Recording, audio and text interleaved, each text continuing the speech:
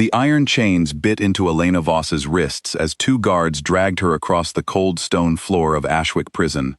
Somewhere above her, through a narrow window cut into the thick wall, the sky was still black. Dawn had not yet come, but it was coming fast, and with it, the rope that would end her life. She did not scream. She had screamed for the first 2 nights, until her throat had gone raw, and her voice had cracked into silence. Now she only walked, her bare feet dragging against the stone, her eyes fixed on nothing. "Move faster," one of the guards snapped, yanking the chain so hard that Elena stumbled to her knees. Pain shot up through her legs, but she pressed her lips together and said nothing. She had learned, in 3 days of captivity, that silence was the only power left to her. They threw her back into her cell, a narrow space with damp walls and a single bed of straw.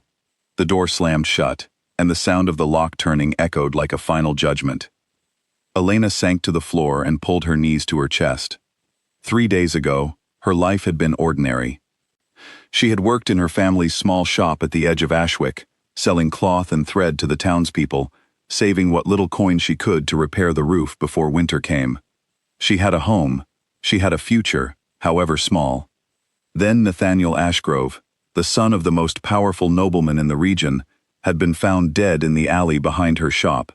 And somehow, within a single day, the blame had fallen on her. The days since her arrest blurred together in her memory, each one marked only by the changing quality of light through her small window, and the arrival of guards bringing meager meals she barely had the appetite to eat. She still did not fully understand how it had happened. One moment she had been closing her shop for the night. The next, guards were breaking down her door, dragging her into the street, while her neighbors watched from behind shuttered windows, too afraid to speak on her behalf. The magistrate, a thin, sharp-eyed man named Martin Hale, had barely looked at her during the hearing. He had already decided her fate before she ever stepped into the courtroom. "You will hang at dawn, 3 days from now," he had said, his voice flat and final. "Let this be a lesson to anyone who dares raise a hand against the noble houses of this land." She remembered the exact moment the guards had broken through her door, the splintering wood, the shouts, the rough hands that had seized her before she could even ask what crime she was accused of committing. She remembered being marched barefoot through the street in her nightclothes, past neighbors who peered from behind curtains rather than step outside to ask what was happening. She remembered the cold press of iron against her wrists for the first time, a sensation she had never expected to become so painfully familiar in the days that followed. At the courthouse, she had been given no opportunity to gather herself, no chance to send word to anyone who might speak on her behalf. She had stood before Magistrate Hale, still trembling from the shock of her sudden arrest, struggling to understand the charges being read against her in a voice too rapid and too formal for her frightened mind to fully absorb. Murder, Nathaniel Ashgrove. Found in the alley behind her shop. The words had settled over her like a physical weight, crushing the air from her lungs. Elena had tried to speak, to explain that she had never even met Nathaniel Ashgrove, that she had been inside her shop counting coins when he was killed. But no one had listened. The evidence against her, she later learned, had been placed with careful precision: a bloodied cloth from her shop, a witness who claimed to have seen her fleeing the alley, though she had never once set foot there that night. Someone wanted her dead, she just didn't know who, or why. Now, curled against the cold stone floor, Elena closed her eyes and tried to steady her breathing. 2 days left. 2 days until the rope. She thought of her grandmother, Agnes Voss, who had raised her after her parents died of fever when she was only 7 years old. Agnes had always told her stories, wild tales of creatures beyond the northern forests, of kings who were not entirely men, of debts that stretched across generations. Elena had loved those stories as a child, though she had never quite believed them. She wondered, in her darkest moment, whether her grandmother's spirit was watching her now, and whether it grieved for what was about to happen. A sound at the door made her lift her head. It was not the heavy clang of the guards' boots, nor the rattle of the lock being turned by rough hands. It was softer, careful, deliberate. Elena pressed herself against the wall, unsure whether to feel fear or hope. The door creaked open just enough for a figure to slip inside, cloaked in a dark hood that hid his face entirely. He moved without sound, closing the door behind him with practiced ease, as though he had done this 100 times before. "Who are you?" Elena whispered, her voice hoarse. The figure did not answer immediately. He crouched a few feet away from her, keeping his distance, as though he understood how frightened she must be.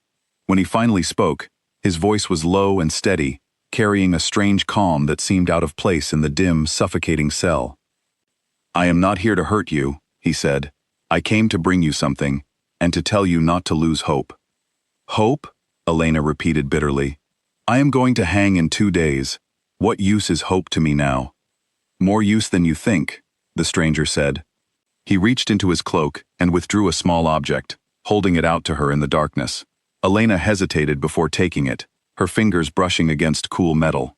It was a token, shaped like the head of a wolf, its details carved with remarkable precision. The metal seemed to hum faintly beneath her touch, though she told herself it was only her imagination, worn thin by fear and exhaustion. "What is this?" she asked. "A promise," the stranger said. "One that was made a long time ago, long before you were born. I cannot tell you more than that, but know this, help is coming. It may not arrive in time. I cannot make you that guarantee, but it is coming." Elena stared at him, searching the shadows beneath his hood for any hint of his face, but she could see nothing. "Why would anyone help me? No one in this town has spoken a word in my defense. Even my neighbors looked away when the guards took me." "Not everyone has forgotten what your family once did," the stranger said quietly. "Some debts are not so easily erased, even by fear." Before Elena could ask what he meant, a sound echoed from down the corridor, the heavy footsteps of a guard making his rounds. The stranger rose swiftly, silent as smoke.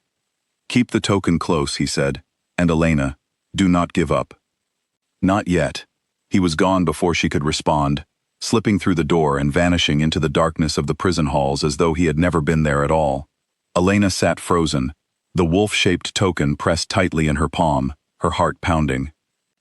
She turned the token over in her fingers, studying its craftsmanship in the faint moonlight that filtered through the window. It was unlike anything she had ever seen, not the crude ironwork of the local blacksmiths, but something far older, far finer. The wolf's eyes seemed to catch the light in a way that made them appear almost alive. Sleep did not come easily that night. Elena lay on the thin straw bed, clutching the token to her chest, turning the stranger's words over in her mind again and again. Help is coming, but what kind of help could possibly arrive before dawn broke on the day after tomorrow? Who would risk the wrath of the Ashgrove family, one of the most powerful and feared houses in the region, to save a merchant's daughter accused of murder? The next morning, the guards came again, this time to inform her that her trial, if it could even be called that, would take place that afternoon. Elena was dragged from her cell and marched through the town square, past crowds of onlookers who watched her with a mixture of pity and fear. She kept her chin high, refusing to let them see her break, though inside, her heart trembled with every step. The courtroom was small and suffocating, packed with townspeople eager to witness the spectacle. Magistrate Hale sat at the front, flanked by 2 councilmen who barely glanced up from their papers. Lord Percival Ashgrove, Nathaniel's father, sat in the front row, his face a mask of grief and fury. Beside him sat his nephew, Edmund Cray, a young man with sharp features and cold eyes who watched the proceedings with an unsettling calm. Elena noticed, though she could not have said why it mattered, that Edmund did not look at her the way the others did. He did not look at her with hatred, or pity, or curiosity. He looked at her the way a man watches a fire he has started, waiting to see how far it will spread. The trial, if it could be called that, lasted less than an hour. A single witness, a man Elena had never seen before in her life, claimed under oath that he had seen her fleeing the alley on the night of the murder, her hands stained with blood. Elena tried to protest, tried to explain that she had been in her shop the entire evening, that her neighbor could vouch for her, but Magistrate Hale silenced her with a single sharp word. "The evidence speaks for itself," he declared. "The sentence stands. She will hang at dawn, 2 days from now." As the guards led her from the courtroom, Elena caught Edmund Cray's eye one final time. He offered her the faintest smile, so brief she almost thought she had imagined it, before turning away to comfort his grieving uncle. That night, back in her cell, Elena examined the wolf token again, turning it over and over in her hands, as though it might reveal some hidden secret. She thought of her grandmother's old stories, tales of a hidden kingdom beyond the northern forests, ruled by beings who were neither fully man nor fully beast, bound by ancient codes of honor and debt. She had always assumed they were nothing more than bedtime stories, meant to entertain a lonely child on long winter nights. But now, clutching a token unlike anything crafted by human hands, she found herself wondering if there had been more truth to those stories than she had ever imagined. Far beyond the walls of Ashwick, in a place no map could show and no traveler could find without invitation, word of Elena Voss's fate was beginning to spread.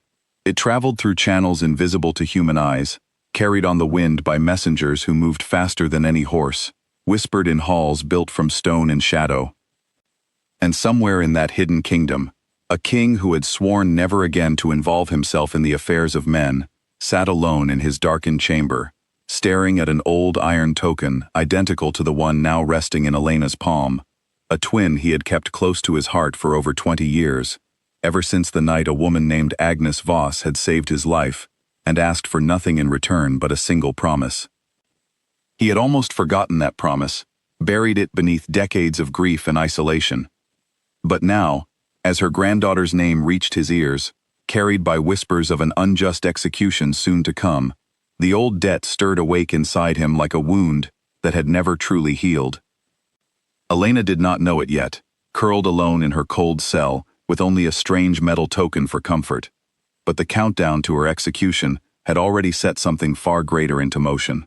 Somewhere beyond the edge of the human world, a king was rising from his long silence, and the ground beneath Ashwick was about to shake with the arrival of something the town had never seen before. 2 days remained until dawn, 2 days until the rope, and neither Elena nor anyone in Ashwick had any idea what was coming for them. Caelan Draven stood at the highest window of his stone fortress, looking out over the vast dark forest that stretched endlessly beneath a sky heavy with stars. The wind carried the scent of pine and frost, familiar and cold, the same wind that had blown through these mountains for 1,000 years before he was ever born, and would blow long after he was gone. In his hand, he held the iron token, the twin to the one now resting in Elena's palm, many miles to the south. He had carried it with him every day for over 20 years, though he rarely allowed himself to look at it directly. It reminded him of a debt he had sworn to honor, and of a woman whose kindness had saved his life when he had nothing left to offer in return. Agnes Voss. He still remembered her clearly, though the years had blurred so much else. He had been young then, reckless in the way only the young can be, wounded nearly to the point of death after a battle with a rival pack that had left half his warriors dead in the snow. He had crawled, bleeding and half-conscious, into the outskirts of a small human village, expecting to die alone in the cold. Instead, he had found Agnes, a woman with sharp eyes and a sharper mind, who had taken one look at the wounded stranger, collapsed near her garden, and, rather than running for help or fleeing in terror, had dragged him inside her home and tended to his wounds with her own hands. She had not known what he truly was, not at first. But even after she discovered the truth, after she saw him shift beneath the moonlight one restless night, his human form dissolving into something far more powerful and dangerous, she had shown no fear, only calm, steady resolve. "You will heal," she had told him simply, "and then you will owe me nothing more than the truth of who you are." He had healed, and before he left her small cottage to return to his kingdom, she had asked for only one thing in exchange for her kindness, a promise, spoken beneath the same moon that had revealed his true nature to her. "If ever my bloodline faces ruin," she had said, "you will answer the call. Not because you owe me a debt, Caelan Draven, but because it is the right thing to do." He had made that promise easily, certain he would never be asked to fulfill it. Agnes Voss had seemed indestructible in her own quiet way, a woman who feared nothing and needed no one. He had not thought, in all the years since, that her bloodline would ever need saving. Until now. A knock at his chamber door pulled him from his memories. His second-in-command, a broad-shouldered warrior named Garrick, entered without waiting for permission, his expression grim. "You You've heard the reports, Garrick said. It was not a question. Kaelin nodded slowly, still gazing out at the dark forest below. Elena Voss, sentenced to hang at dawn, 3 days from now, for a murder the messengers say she did not commit. You cannot be certain of that, Garrick said carefully. Human courts are not our concern. You know this. You have spent 20 years keeping us separate from their affairs, ever since. He stopped himself, but Kaelin understood the words left unspoken. Ever since Kaelin had lost his mate, a fierce and brilliant woman named Elowen, killed in a conflict that had spiraled out of control after he allowed his pack to become entangled in human politics decades ago. Since her death, Kaelin had ruled his kingdom with an iron rule of separation. No interference in human affairs, no matter the cost, no matter the temptation. I know what I have built, Kaelin said quietly, and I know why I built it. But this is different, Garrick. This is not politics.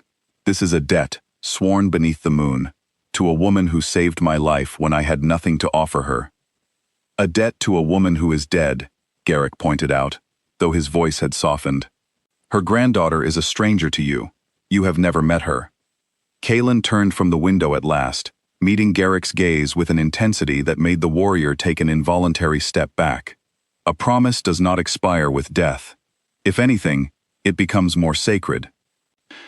Agnes Voss asked me to protect her bloodline should it ever face ruin, and now her granddaughter sits in a prison cell, condemned to die for a crime the messengers say she did not commit.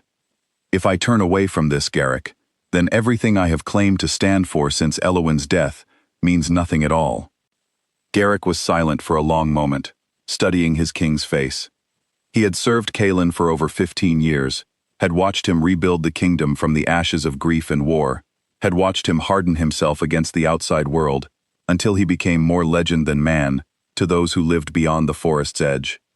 He had never seen this particular look in Kaelin's eyes before. Not quite hope, not quite determination, but something dangerously close to both. The council will not approve of this, Garrick said finally. They will say it is too great a risk.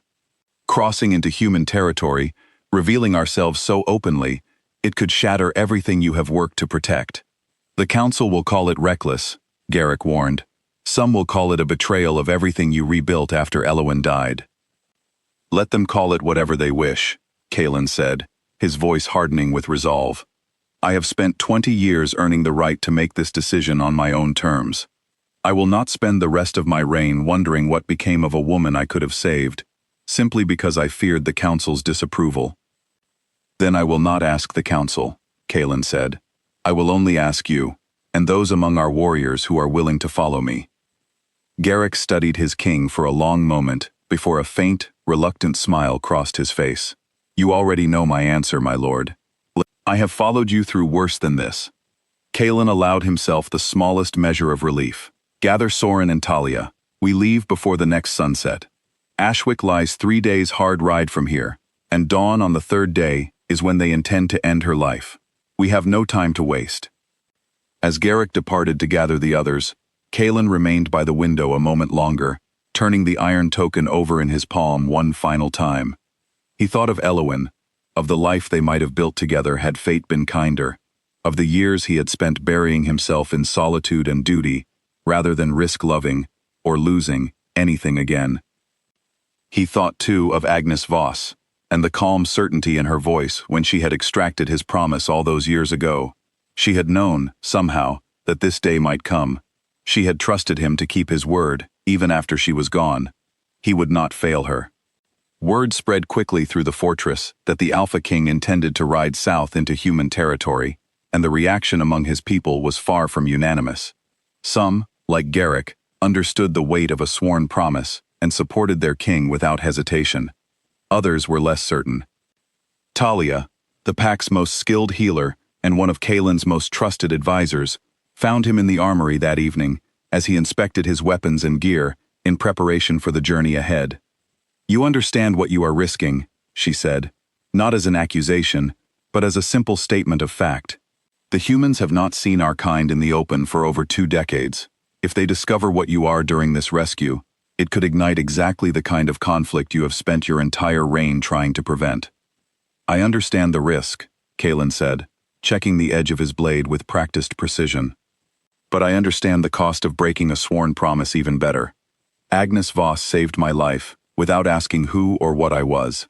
I owe her granddaughter the same courage. Talia studied him for a long moment, her sharp eyes searching his face for any sign of doubt. Finding none, she nodded slowly. Then I will come with you. If there is fighting, you will need someone who can heal what the blades cannot fix. Thank you, Talia. Do not thank me yet, she said, a faint smile touching her lips. We have not yet seen what waits for us in Ashwick. Before he departed, Kaelin made one final stop, descending alone into the quiet chamber beneath the fortress, where the memory stones of his people were kept. Smooth river rocks, etched with the names of those who had passed, each one carrying a fragment of the spirit it represented. He knelt before the stone bearing Eloin's name, tracing the familiar grooves with his fingers, the same ritual he performed before any journey he considered dangerous enough to warrant her blessing. I do not know if what I am about to do honors your memory or betrays it, he said quietly to the empty chamber. You always believed our kind owed something to the world beyond our borders, even when I argued otherwise. Perhaps this is the debt you always knew I would eventually have to pay. The stone offered no answer, of course, only the same cool silence it always had. But Kaelin found, as he rose to his feet and turned toward the chamber door, that some of the old grief he carried had loosened its grip, if only slightly, replaced by something closer to resolve. Outside, in the fortress courtyard, word of his departure had spread quickly among the pack, and a small crowd had gathered to witness the king's unprecedented journey into human lands. Among them stood an elder named Osric, one of the few remaining pack members old enough to remember the war that had claimed Eloin's life, his weathered face carrying a mixture of concern and quiet respect as Kaelin approached. 20 years, I have watched you rule, with caution bordering on isolation, Osric said, his voice carrying just far enough for those nearby to hear. I will not pretend I understand fully what drives you to break that pattern now, for a human woman you have never met. But I remember Agnes Voss, my lord. I was among the scouts who found you half dead in the snow that winter, and I was there when you returned to the fortress healed, speaking of a woman whose kindness asked for nothing but a single promise in return. If any debt in this world deserves to be honored, it is that one. Kaelin inclined his head toward the old warrior, grateful for words he had not expected to hear, and had not realized he needed, until they were spoken aloud. Watch over the fortress while I am gone, Osric. I trust no one more to hold the council steady until I return. It would be my honor, my lord. Go swiftly, and return with your promise fulfilled. By the time the sun began to set behind the mountains, 4 riders stood ready at the edge of the fortress gates: Kaelin, Garrick, Talia, and Soren, a younger warrior known throughout the pack for his speed and his unwavering loyalty. Their horses, bred for endurance and unnatural speed, pawed restlessly at the frozen ground, sensing the urgency that hung in the air. Kaelin mounted his horse and looked out toward the distant horizon, where the forest gave way to open land, and beyond that, to the human world he had avoided for over 20 years. Somewhere out there, in a town called Ashwick, a young woman sat in a cell, waiting for a dawn that would end her life unless he arrived in time to stop it. 3 days, he said quietly, more to himself than to the others. We ride hard, and we do not stop until we reach her. Without another word, he spurred his horse forward, and the small group of riders vanished into the gathering darkness, racing against a clock that showed no mercy, and a sunrise that would not wait for kings, promises, or the innocent lives caught between them. Behind them, the fortress fell silent, its people watching from the walls as their king rode toward a world he had sworn never to return to, driven by a debt older than the granddaughter he had never met, and a promise that refused to be forgotten. The journey south would test them in ways none of them yet understood. But for Kaelin Draven, there was no question of turning back. Somewhere beneath a hangman's rope, a young woman was running out of time, and he intended to reach her before the sun rose on the 3rd day. The morning after her trial, Elena woke to the sound of rain tapping softly against the small window of her cell. For a moment, in the hazy space between sleep and waking, she forgot where she was. Then the cold stone beneath her, and the weight of the chains around her wrists, brought the truth crashing back, and with it, the memory of the magistrate's voice pronouncing her fate. 2 days left. Now, with the sun rising outside, it was closer to 1.5. She sat up slowly, her body aching from the hard floor, and reached instinctively for the wolf token she had hidden beneath a loose stone near her bed. It was still there, cool and solid against her fingers, a small comfort in the endless gray of her cell. She thought of the hooded stranger's words, "Help is coming. It may not arrive in time." She wanted to believe him. She wanted, desperately, to hold on to some thread of hope. But as the hours passed, and no further word came, doubt began to creep back in, whispering that perhaps she had imagined the entire visit, that perhaps exhaustion and fear had conjured a comforting lie to help her survive her final days. A soft sound at the small barred window near the top of her cell caught her attention. It was too high for her to reach, but she could see a sliver of gray sky through it, and now, unexpectedly, a face. "Elena," a voice whispered urgently. "Elena, can you hear me?" She rose on unsteady legs and pressed herself against the wall beneath the window, straining to see. It was Mira, a young woman who ran the bakery 2 doors down from Elena's old shop. They had known each other for years, exchanging polite greetings and occasional favors, though they had never been particularly close. "Mira?" Elena whispered back, disbelief coloring her voice. "What are you doing here? If the guards catch you?" "I don't care," Mira said fiercely, her voice trembling despite her defiant words. "I know you didn't do this, Elena. Everyone in town knows it, even if they're too afraid to say so out loud. Edmund Cray has been seen with blood money in his pockets these past few days, buying silence from anyone who might have seen something that night." Elena's heart pounded. "You saw something?" "I saw him," Mira whispered, "the night Nathaniel Ashgrove died. I saw Edmund leaving that alley, his sleeve torn and stained. I didn't think anything of it at first, not until they arrested you the next morning. I should have said something at your trial, but I was afraid. Elena, I have a family. I have children. I understand," Elena said softly, and she truly did. Fear was a powerful thing, capable of silencing even the most well-intentioned hearts. She could not blame Mira for her silence, not when the entire town had chosen safety over justice. "I'm going to try to speak to the magistrate again," Mira said. "I know it might not change anything, but I have to try. I couldn't live with myself if I let you die without at least attempting to help." "Thank you," Elena whispered, tears stinging her eyes for the first time in days. "Truly, thank you." Mira's face disappeared from the window moments later, footsteps retreating quickly into the gray morning, leaving Elena alone once more with her thoughts and the faint, fragile flicker of hope Mira's words had ignited. If Edmund Cray had truly been the one to kill his own cousin, the question remained, why? What could possibly drive a young nobleman to murder his family and allow an innocent woman to hang in his place? Elena turned the question over in her mind throughout the long gray day, piecing together fragments of memory and rumor she had overheard during her brief time in town before her arrest. She remembered whispers of disputes over inheritance, of old Lord Ashgrove's failing health, and the question of who might inherit his considerable estate and title should something happen to his only son. Nathaniel had been the sole heir. With him gone, and no other children to claim the Ashgrove name, the inheritance would likely pass to the nearest living relative, Edmund Cray. The pieces began to fall into place with sickening clarity. Edmund had murdered his own cousin to secure an inheritance that would otherwise have passed him by, and rather than risk suspicion falling on himself, he had arranged for an innocent stranger to take the blame, someone with no powerful family to defend her, no influential friends to demand justice on her behalf. Elena Voss, a simple merchant's daughter, had been the perfect target. The realization filled her with a cold, quiet fury, unlike anything she had felt since her arrest. She was not merely a victim of misfortune or a tragic mistake in the eyes of the law. She was a carefully chosen sacrifice, selected specifically because no one would fight for her.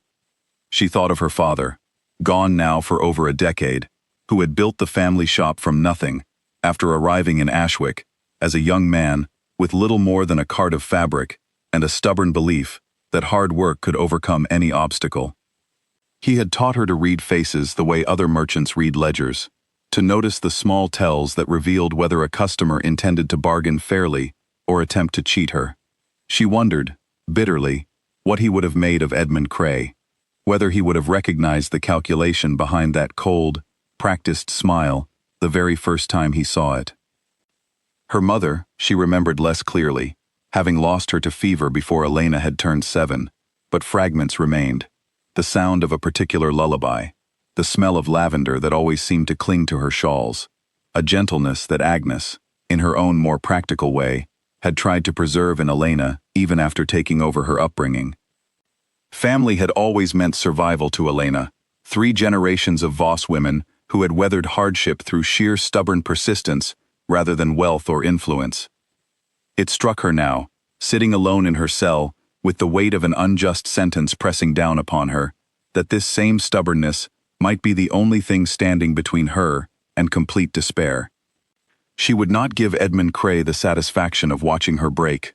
Whatever happened at dawn, she intended to face it the way her grandmother would have, with her chin raised, her eyes clear, refusing to let fear steal away the last dignity available to her. The rain outside her window had picked up again, drumming steadily against the stone walls of the prison, and Elena found some strange comfort in the sound, a reminder that the world continued turning, regardless of the injustice unfolding within these walls. Somewhere beyond Ashwick, life carried on unaware of her plight, merchants haggling over prices in distant markets, children playing in fields untouched by the shadow hanging over her, an entire world indifferent to whether Elena Voss lived or died at dawn. It should have deepened her despair, that thought. Instead, strangely, it steadied her. She was not the center of the world, however much her current suffering might feel infinite and consuming. There was comfort, however small, in the vastness of everything beyond these walls, in the knowledge that whatever happened to her, life would continue, seasons would turn, and somewhere, perhaps, the truth would eventually find its way into the light, even if she was not alive to witness it. But Mira had chosen to fight, however small her chance of success, and somewhere beyond the walls of her cell, a hooded stranger had promised that more help was coming. As evening fell, the guards brought her a meager meal of bread and water, tossing it through the small opening at the bottom of her cell door without a word. Elena ate slowly, forcing herself to keep her strength up despite the growing knot of dread in her stomach. Tomorrow would be her final full day of life, unless something changed.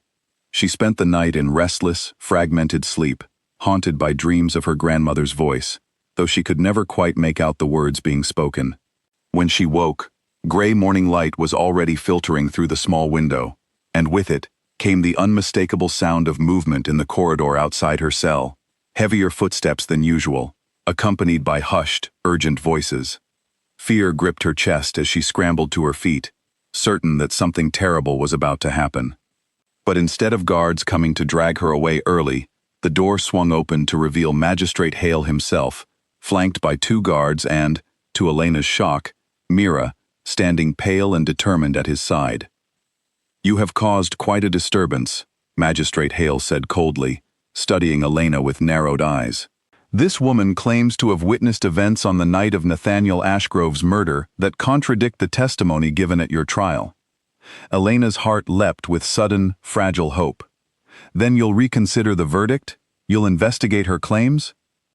"I have considered them," Magistrate Hale said flatly, "and found them to be the desperate fabrications of a frightened woman, attempting to save her friend from a sentence already lawfully decided. The trial is concluded. The verdict stands. You will hang at dawn tomorrow, as ordered."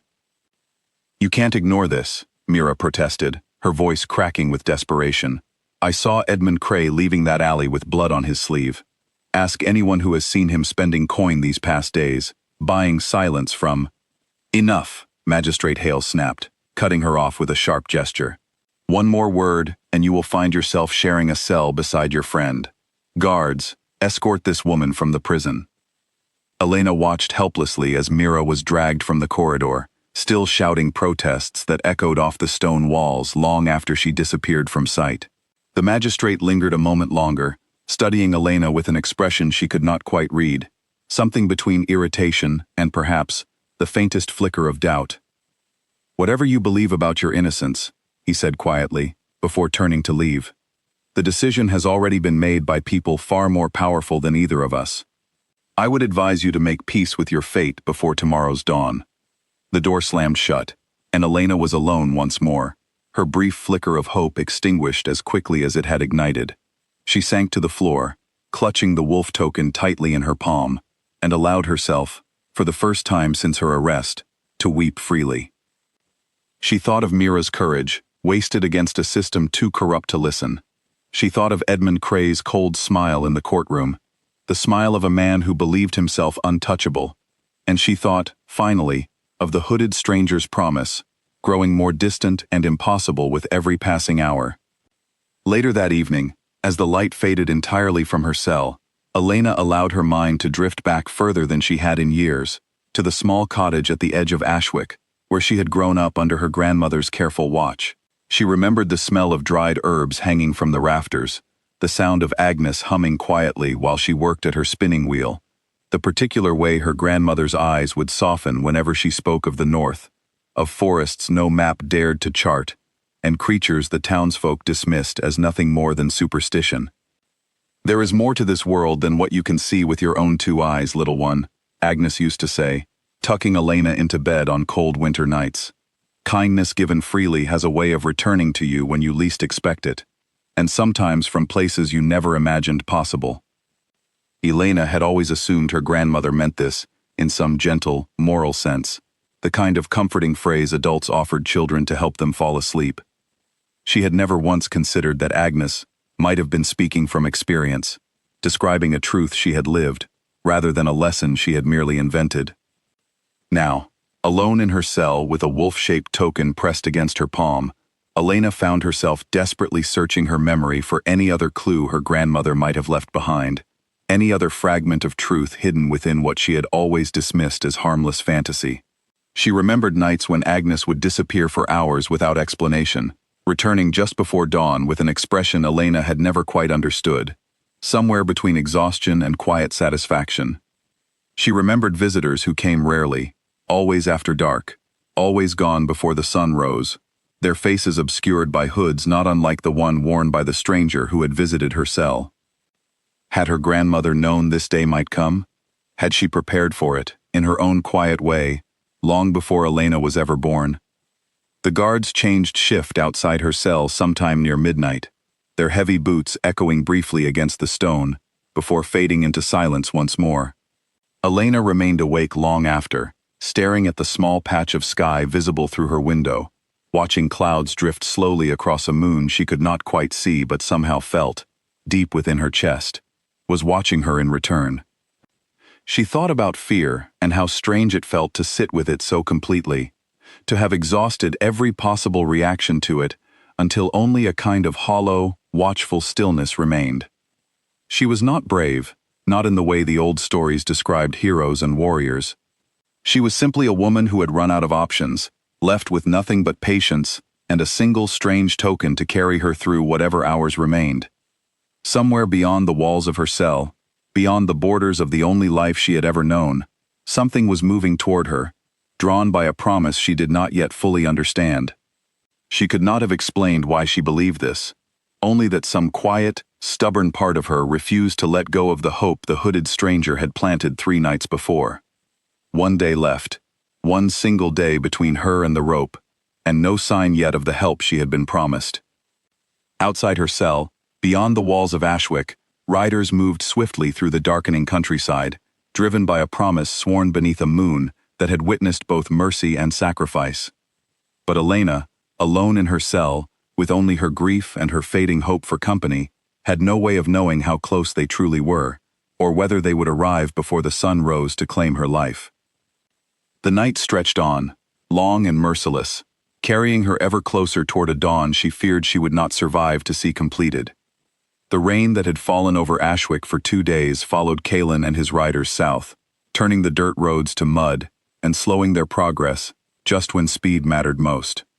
Kalin pushed his horse harder than he should have, driven by a growing sense of urgency he could not shake, as though some instinct deep within him could feel the hours slipping away from Elena Voss with every passing mile. "We need to rest the horses," Garrett called out as they crested a hill overlooking a shallow river valley. If we push them too hard, we risk losing them entirely, and then we will reach Ashwick on foot, if we reach it at all. Kalen knew Garrick was right, though every part of him rebelled against the idea of stopping, even for a few hours. He raised a hand, signaling the group to halt near the tree line beside the river, where the horses could drink and rest while remaining hidden from any travelers who might pass along the nearby road. "We rest until moonrise," Kalen said finally. "Then we ride through the night. We cannot afford to lose more time than that." As the others tended to the horses and set up a small, careful camp beneath the cover of the trees, Talia approached Kalen, who stood alone at the edge of the riverbank, staring at the swiftly moving water. "You've barely spoken since we left the fortress," she observed, settling beside him. "Tell me what troubles you, beyond the obvious." Kalen was quiet for a long moment before answering. "I keep thinking of Elowen," he admitted finally, "of how it felt to lose someone I could not save, no matter how hard I fought. I swore after her death that I would never again risk everything for something beyond my control. And yet here I am, riding toward exactly that kind of risk, for a woman I have never even met." "This is different," Talia said gently. "Elowen's death was not a failure of effort, Kalen. It was the result of a war none of us could have prevented, no matter how hard we fought against it. This is not the same. This time, you have a chance to act before tragedy strikes, not after." "And if we arrive too late?" Kalen asked, his voice low. "If all of this, the risk, the broken rule of separation I have upheld for 20 years, amounts to nothing, because we could not outrun the dawn?" Talia considered his words carefully before responding. "Then you will have tried, with everything you had to give, to honor a promise made to a woman who once showed you kindness when she owed you nothing at all. That is not failure, Kalen. That is the very definition of honor." Kalen said nothing more, but he found some measure of comfort in her words, enough to steady the storm of doubt swirling within him. He thought of Agnes Voss's calm certainty all those years ago, the quiet strength in her voice as she extracted his promise. She had trusted him. He would not allow that trust to have been misplaced. As the moon began to rise over the valley, the group broke camp and mounted their horses once more, pressing onward through the darkness. The rain had finally begun to ease, giving way to a clear, star-filled sky that stretched endlessly above them as they rode. Soren, riding slightly ahead of the group, suddenly raised a hand, signaling for silence. The others slowed their horses immediately, alert to whatever had caught the young warrior's attention. "Riders," Soren said quietly, his sharp eyes fixed on the road ahead. "Human riders, moving fast toward us." Kalen's hand moved instinctively to the hilt of his blade. "How many?" "6, perhaps 7, Soren replied. "Wearing the colors of a noble house, if I'm reading their banners correctly in this light." Garrick exchanged a wary glance with Kalen. "This far from any major town? That's unusual." "Move off the road," Kalen ordered quietly. "We cannot risk unnecessary conflict, not when every hour matters more than the last." The group guided their horses into the cover of the trees just as the sound of approaching hoofbeats grew louder. Moments later, a group of mounted guards thundered past on the road below, their banners marked with an emblem Kalen did not recognize, a golden hawk against a field of deep crimson.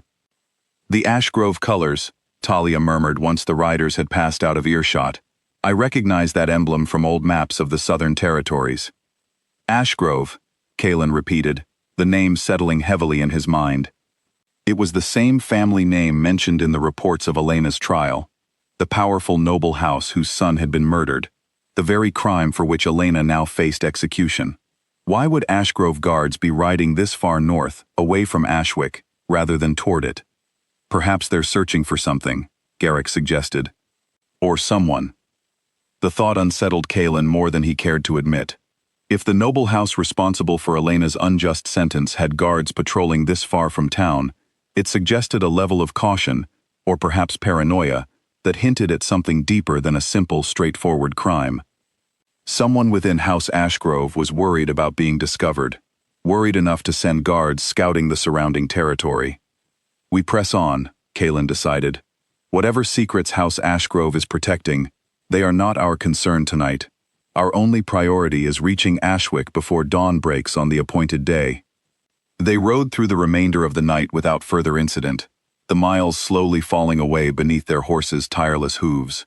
As the first hints of gray light began to touch the eastern horizon, Kaelin called for a brief halt to allow the horses a moment's rest before the final push toward Ashwick. "How much farther?" he asked, studying the unfamiliar terrain around them. "If my calculations are correct," Talia said, consulting a worn map she had brought from the fortress, "we should reach the outskirts of Ashwick by tomorrow evening, provided we maintain our current pace without further delay." Tomorrow evening. Elena's execution was scheduled for dawn the following morning. It would be close, dangerously close, but not impossible. "Then we do not stop again until Ashwick is within sight," Kaelin said firmly. "Rest now, all of you. We ride again within the hour."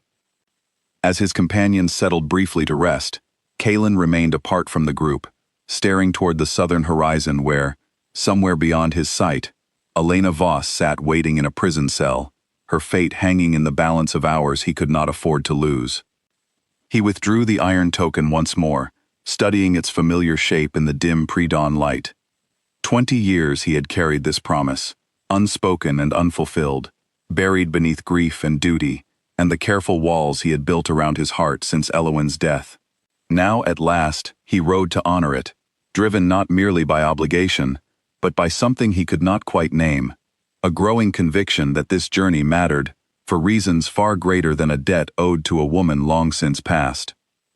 He thought of Elena Voss, a stranger whose face he had never seen, whose voice he had never heard, and yet whose fate had somehow become inseparable from his own sense of honor and purpose.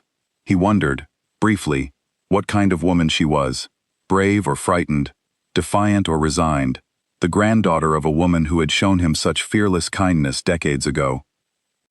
Whatever she was, he intended to find out, and he intended to ensure that whatever fate awaited her, it would not be the gallows of Ashwick, not while he still had breath in his body and strength enough to ride. As the others settled into their brief rest, Soren approached Kaelin quietly, his young face troubled beneath the fading starlight. "My lord, may I ask you something?" Kaelin nodded, grateful for the distraction from his own circling thoughts. "Speak freely, Soren. Why did you choose me for this journey?" The young warrior asked. "There are others among our warriors far more experienced than I am, veterans of old conflicts, who would have made steadier companions for a mission of this importance." Kaelin considered the question carefully before answering. "Because you remind me of who I was before Elowin died, Soren. Before grief taught me to guard myself so completely against risk, I brought you because I wanted, if I am honest, a reminder of what courage looks like when it has not yet been weathered down by loss." Soren seemed to absorb this answer with quiet surprise, clearly having expected a more practical explanation. "I will not disappoint you, my lord." "I know you won't," Kaelin said, and meant it fully. The young warrior returned to check on the horses, leaving Kaelin alone once more with his thoughts, as the eastern sky continued its slow transformation, from black to the deep blue that preceded true dawn. He thought of Elena Voss again, wondering whether she was awake in her cell at this very moment, staring at whatever small patch of sky remained visible to her, wondering, as he did, whether help would arrive in time. He allowed himself, for just a moment, to imagine what might happen if they reached her too late. The hollow grief that would follow, the knowledge that he had broken 20 years of careful isolation, only to fail the one promise that had finally drawn him back into the world beyond his kingdom's borders.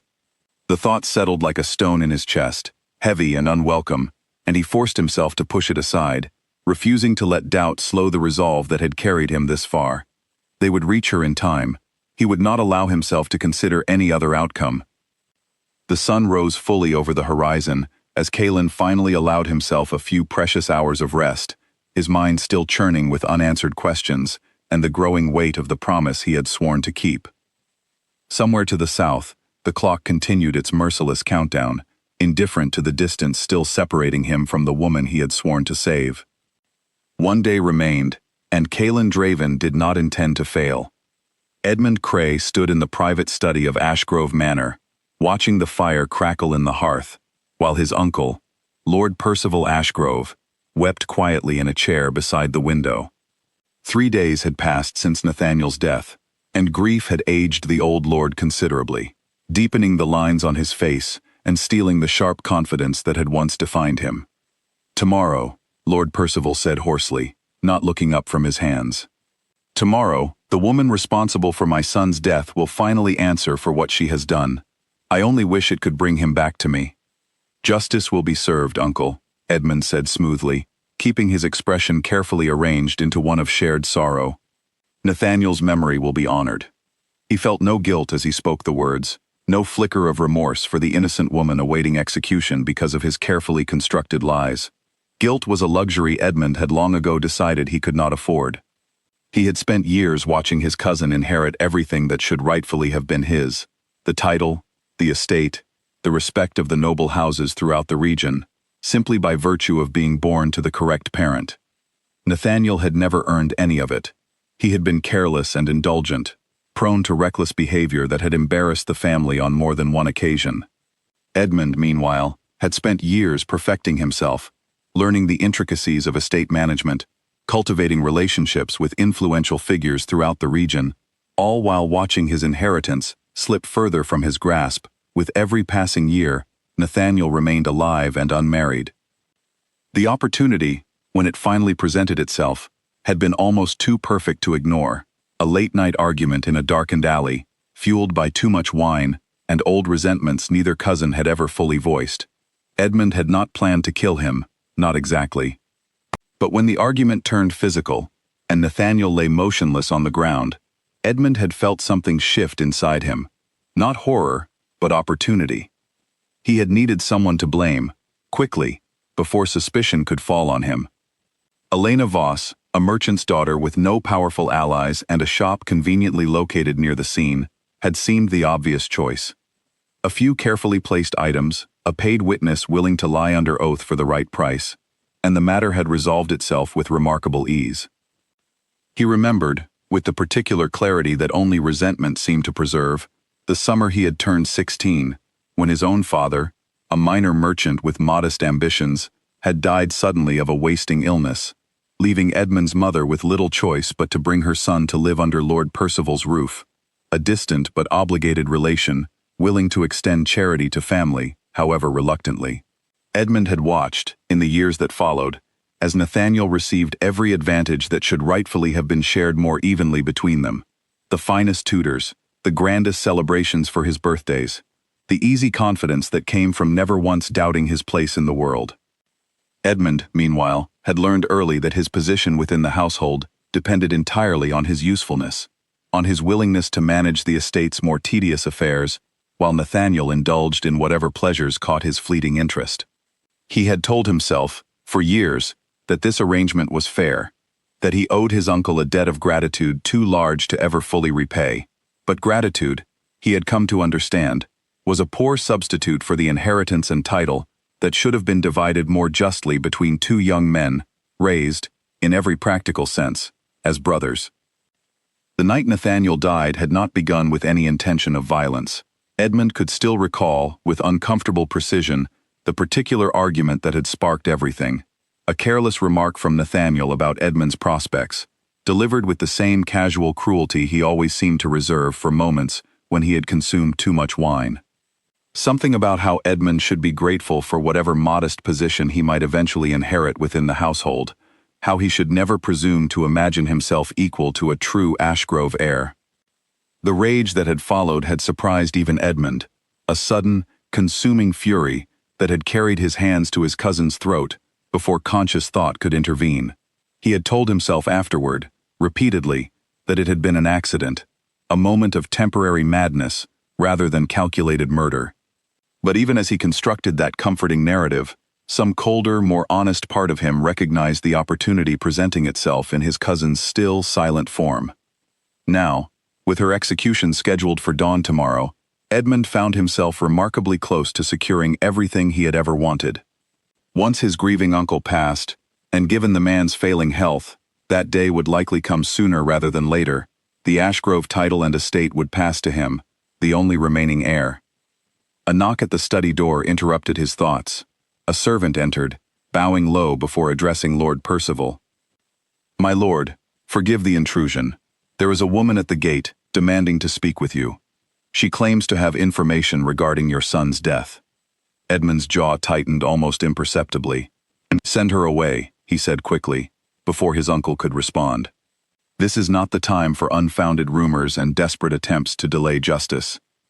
But Lord Percival, wiping his eyes and straightening in his chair, shook his head slowly. "No, let her in. If there is even the smallest chance she carries some truth about what happened to my son, I would be a fool not to hear it." Edmund forced himself to remain calm, though his mind raced with calculations. He recognized the woman the moment she entered the study, Mira, the baker from the street near Elena's shop, the same woman who had caused such a scene at the prison earlier that day. "My lord," Mira said, curtsying nervously but holding her ground, "I have already spoken to Magistrate Hale, but he refused to listen. I saw Edmund Cray leaving the alley the night your son died, his sleeve torn and stained. I believe he knows more about what happened than he has admitted." The silence that followed felt suffocating.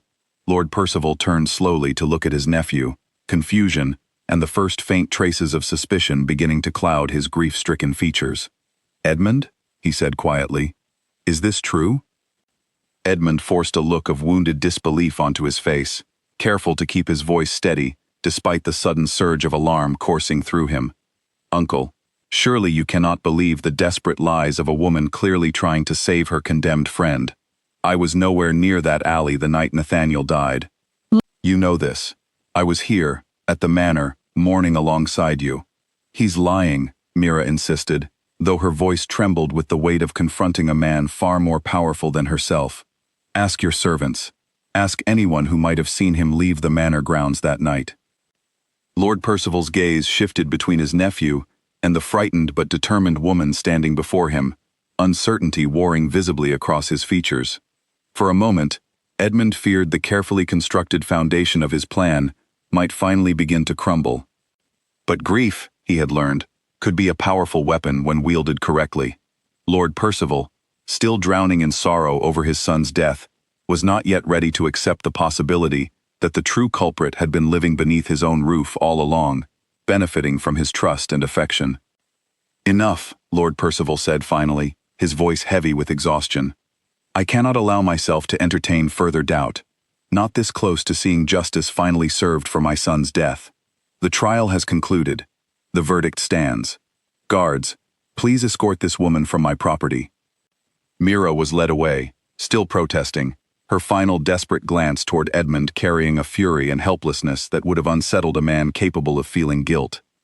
Edmund merely watched her go, careful to maintain his mask of wounded innocence, until the study door closed behind her. Once they were alone again, Lord Percival turned to his nephew, studying him with tired, red-rimmed eyes. "Tell me honestly, Edmund, is there any truth to what that woman said?" "None whatsoever, uncle," Edmund said smoothly, meeting his uncle's gaze without hesitation. "Grief and desperation make people say terrible, unfounded things. I understand her friend faces a difficult fate, but that does not give her the right to spread lies about your own family in an attempt to delay justice." Lord Percival nodded slowly, though something in his expression remained troubled, a seed of doubt that Edmund suspected might not fully disappear, regardless of how convincingly he denied the accusation. It was a complication he would need to manage carefully in the days ahead, once Elena Voss's execution had removed the most pressing threat to his carefully constructed lies. That evening, alone in his private chambers, Edmund allowed himself a rare moment of unguarded reflection as he stared out over the darkened grounds of Ashgrove Manor. Tomorrow, at dawn, Elena Voss would die, and with her, the last significant piece of evidence connecting him to his cousin's death would be permanently silenced. He had not anticipated Mira's persistence, nor the uncomfortable seed of doubt she had planted in his uncle's already fragile mind. But doubt, without proof, was a manageable obstacle. Once the execution was complete, the matter would be considered officially closed, regardless of any lingering suspicions his uncle might privately harbor. He thought briefly of Elena Voss herself, a woman he had never met before the day of her arrest, whose life he had so casually sacrificed to protect his own ambitions. He felt no remorse, only a faint, distant curiosity about what kind of woman could inspire such fierce loyalty in someone like Mira, willing to risk everything to defend her innocence. It hardly mattered now. By tomorrow's dawn, Elena Voss would be nothing more than a memory, another obstacle successfully removed from his path toward the inheritance he had spent years carefully positioning himself to claim. Edmund poured himself a glass of wine and settled into a chair beside the fire, allowing himself a rare moment of satisfaction. Everything was proceeding exactly as he had planned. Tomorrow, the final piece would fall into place, and no one, not his grieving uncle, not the stubborn baker with her unfounded accusations, and certainly not the condemned woman awaiting her fate in Ashwick's prison, would be able to stop what was about to happen. He had no way of knowing, as he sat comfortably beside his fire that evening, that far beyond the walls of Ashgrove Manor, a king who was not entirely a man was racing through the darkness with unnatural speed, driven by a promise sworn decades ago, determined to ensure that Edmund Cray's carefully constructed plan would not survive the coming dawn. The final night before her execution stretched before Elena like an endless black corridor, each passing hour heavier than the last. She had given up trying to sleep, choosing instead to sit against the cold stone wall of her cell, the wolf token clutched tightly in her palm, watching the small barred window for any hint of approaching dawn. She thought of her grandmother often during those final hours, replaying old memories with a desperate clarity that surprised her. Agnes Voss had been a woman of quiet strength, unshaken by hardship, unwilling to bend even when the world seemed determined to break her. Elena had always admired that strength, though she had never quite believed she possessed the same quality within herself. Now, facing the final hours of her life, she found herself wondering if perhaps some measure of her grandmother's resilience had been passed down to her after all. She had not broken, not truly, despite 3 days of fear and isolation. She had refused to give the magistrate the satisfaction of watching her collapse into despair, even as her chances of survival dwindled toward nothing. A soft sound outside her cell door drew her attention. Footsteps, careful and measured, approaching slowly along the corridor. Elena tensed, uncertain whether to expect a guard, or perhaps, the return of the hooded stranger who had visited her 3 nights before. The door creaked open, and to her surprise, it was neither. A young guard she did not recognize slipped inside, glancing nervously over his shoulder before closing the door behind him. He was younger than the others who typically patrolled the prison, his face still carrying the softness of someone who had not yet hardened himself against the cruelty of his position. "I don't have long," he whispered urgently. "I could lose my position, or worse, for coming here, but I couldn't stay silent any longer." "What do you mean?" Elena asked, rising slowly to her feet. "My name is Callum," the young guard said. "I've been stationed at this prison for 2 years now, and I've seen enough corruption pass through these halls to recognize injustice when it stands right in front of me. I don't believe you killed Nathaniel Ashgrove.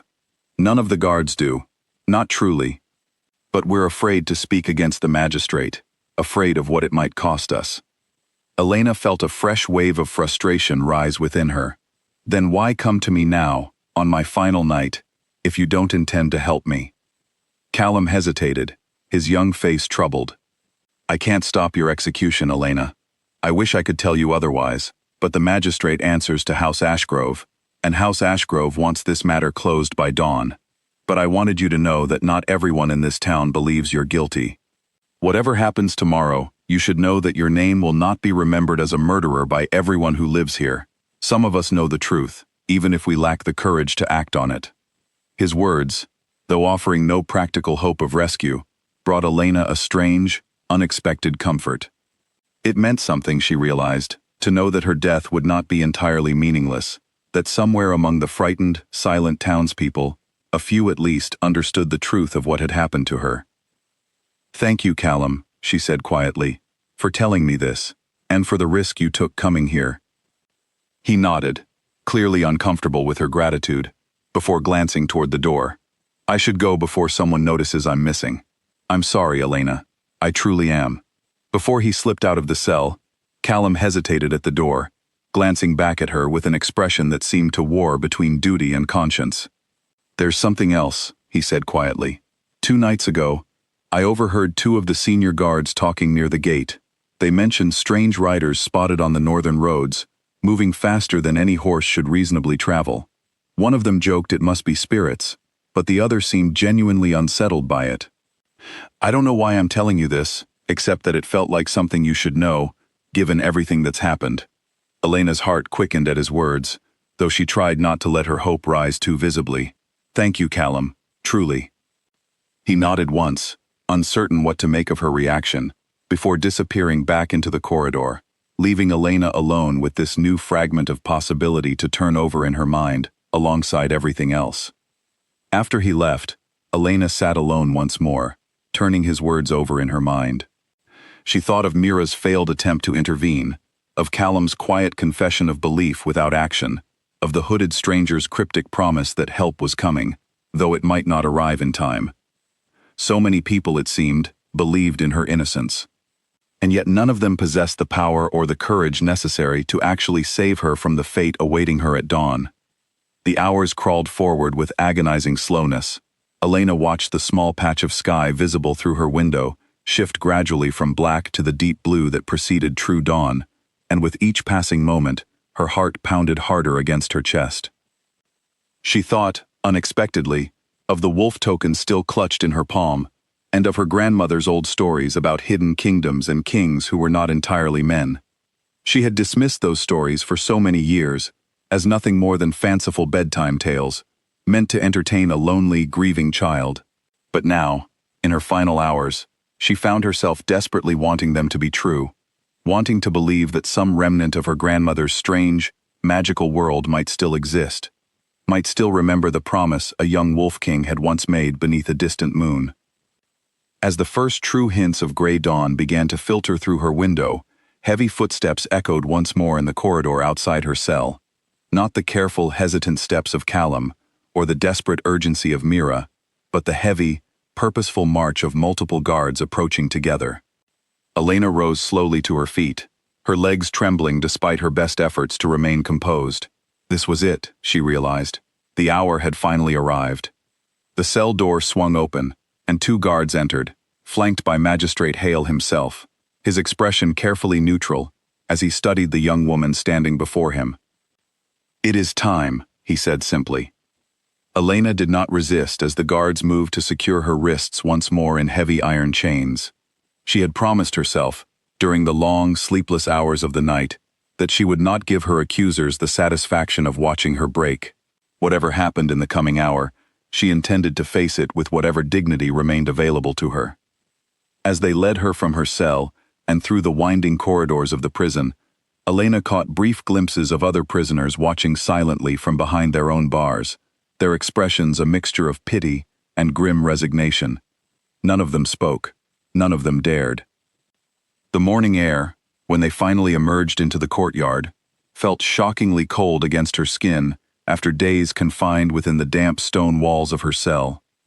Gray clouds hung low overhead, threatening more rain, and in the distance, Elena could already see the gathering crowd assembling in the town square, drawn by morbid curiosity to witness her execution. She recognized a few faces scattered among the crowd as the guards led her forward.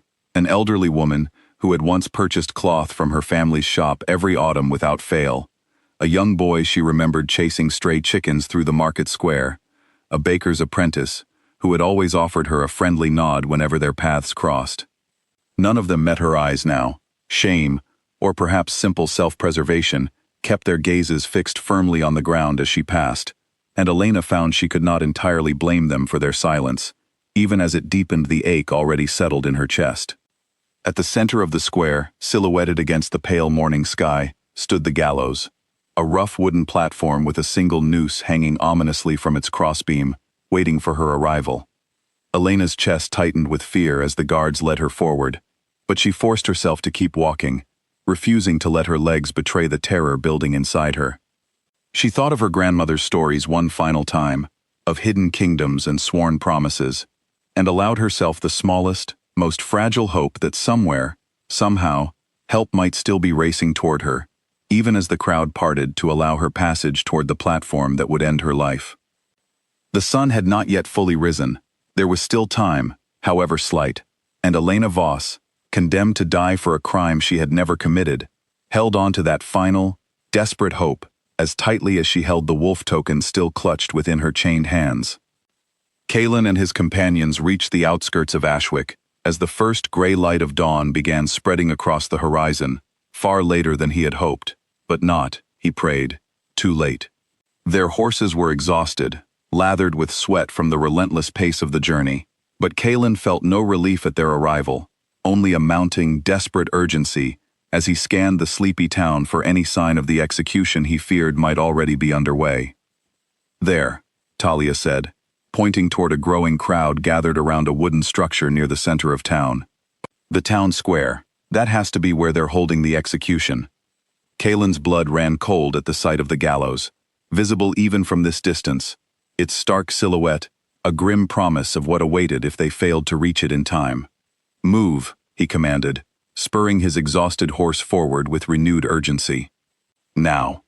The group thundered through the outskirts of Ashwick, drawing startled looks from early-rising townspeople who had never seen riders move with such unnatural speed, nor horses capable of maintaining such a relentless pace after what must have clearly been a long and difficult journey. Kalen paid them no mind, his focus fixed entirely on the growing crowd ahead and the platform rising ominously above their heads. As they drew closer, Kalen could make out details of the scene unfolding in the square. A young woman, her wrists bound in heavy chains, being led up the wooden steps toward the waiting noose. Even from this distance, he could see the tension in her posture, the barely concealed fear beneath what appeared to be a carefully maintained composure. Elena Voss. It had to be her. Talia, riding just behind Kalen, felt her own chest tighten as she calculated the remaining distance against the visible movement on the platform ahead. "The executioner is already positioning her," she called out. "My lord, we may not." "We will," Kalen said again, cutting off the doubt before it could fully form, though even he could feel the cold weight of uncertainty pressing against his resolve.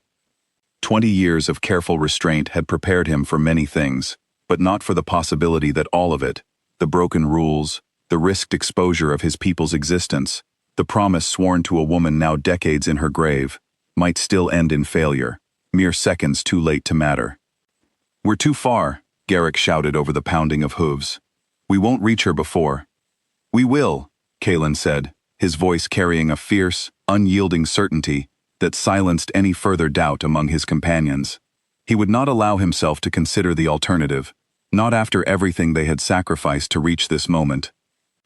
The crowd gathered in the square began to notice the approaching riders, confused murmurs rippling through the assembled townspeople as they turned to watch four figures racing toward them with an urgency that seemed entirely out of place for a simple execution. Magistrate Hale, standing near the base of the platform, turned as well, his expression shifting from confusion to alarm as the riders drew nearer. On the platform above, the executioner reached for the lever that would release the trapdoor beneath Elena's feet, unaware or indifferent to the commotion building at the edge of the square. Elena herself, standing with the noose now settled around her neck, could see the approaching riders through the gathering crowd, though she could not yet make sense of what she was witnessing. "Halt this execution immediately," Kalen's voice thundered across the square as he reined his horse to a sudden stop at the edge of the crowd, his companions arriving alongside him in a cloud of dust and startled gasps from the onlookers. Magistrate Hale, recovering quickly from his initial shock, drew himself up with indignant authority. "Who are you to interrupt lawful justice? This woman has been tried and convicted of murder. Guards, remove these intruders at once." But before any guard could move to comply, Kalen dismounted and strode forward with a presence that seemed to command the very air around him, his eyes fixed unwaveringly on the platform where Elena stood, frozen with disbelief and dawning hope. "This execution will not proceed," Kalen said, his voice carrying an authority that brooked no argument.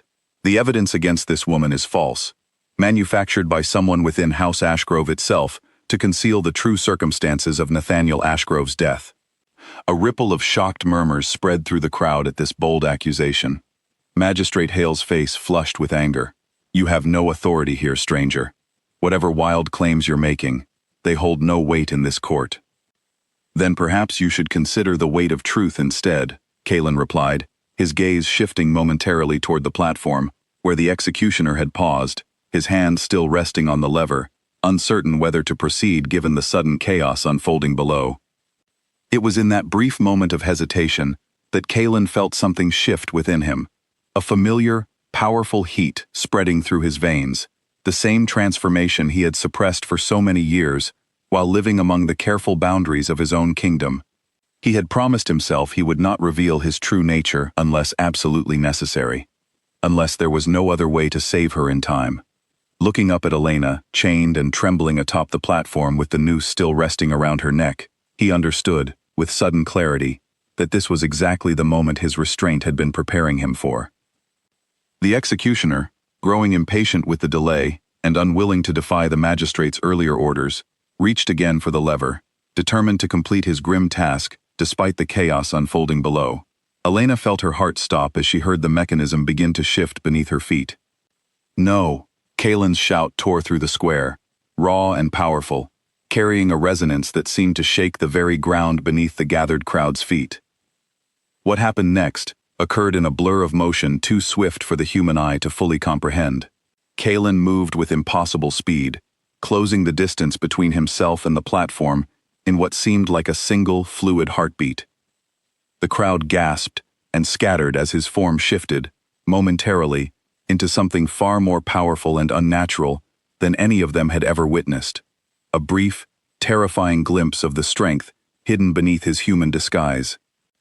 The trapdoor released beneath Elena's feet at precisely the same moment Kalen reached the platform, and for one heart-stopping instant, she felt the world drop away beneath her, the rope pulling taut around her neck as gravity claimed her. Then, impossibly, strong arms caught her, breaking her fall entirely before the rope could complete its deadly task. Kalen had reached her in time, his powerful hands tearing the noose from her neck with a strength that snapped the sturdy rope as though it were nothing more than fragile thread. Elena gasped, drawing air into her lungs in ragged, desperate breaths, staring up in stunned disbelief at the face of the man who had just saved her life, a stranger she had never met, yet somehow felt she had known her entire life through the fragments of her grandmother's old stories. "You're safe now," Kalen said quietly, his voice softer than the commanding tone he had used moments before, though his eyes remained alert, scanning the chaos of the square around them for any further threat. "I'm sorry I nearly arrived too late." Around them, the town square had erupted into chaos, guards shouting confused orders, while the crowd pressed backward in a mixture of fear and astonishment at what they had just witnessed. Magistrate Hale stood frozen near the base of the platform, his face pale with shock, clearly struggling to process the impossible scene unfolding before him. Garrick, Talia, and Soren moved quickly to secure the perimeter of the platform, their own transformed strength making short work of the few guards foolish enough to attempt intervention. None of the local guards, trained only to handle ordinary human threats, possessed any means of countering the extraordinary power now protecting the woman they had so recently condemned to death. Throughout the square, the gathered townspeople reacted in a chaotic mixture of terror and awe, some fleeing toward the safety of nearby buildings, others frozen in place, unable to look away from the impossible scene unfolding before them. An old woman near the front of the crowd fell to her knees, murmuring what sounded like a prayer, while a group of children clung to their mother's skirts, staring wide-eyed at the transformed warriors now standing guard around the shattered platform. Whatever quiet, ordinary morning the town had expected, it had been replaced entirely by something none of them would ever forget, a memory that would be retold and reshaped countless times in the years to come, until the truth and the legend became almost impossible to separate. Elena, still cradled in Kalen's arms atop the broken platform, stared up at him with wide, disbelieving eyes. "Who are you?" she whispered, though some part of her, deep and instinctive, already suspected the answer. "My name is Kalen Draven," he said quietly, meeting her gaze with an intensity that seemed to steady her racing heart despite the chaos surrounding them.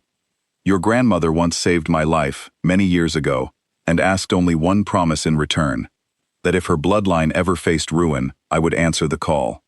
I am here to honor that promise, Elena Voss. Your suffering ends today." Elena felt tears finally spill freely down her face, relief and disbelief and grief, for everything she had endured colliding within her chest all at once. She had survived. Against every impossible odd, she had survived, saved by a debt sworn decades before her birth, fulfilled by a man whose very existence defied everything she had ever believed to be true about the world. The dawn she had feared would claim her life had instead brought her salvation, arriving in a form she never could have imagined, carried on the strength of a promise her grandmother had trusted would endure across the passing years, exactly when it mattered most. The chaos in the town square had not yet settled when Kaylin carried Elena down from the broken platform, her legs still too unsteady from shock to support her weight on her own.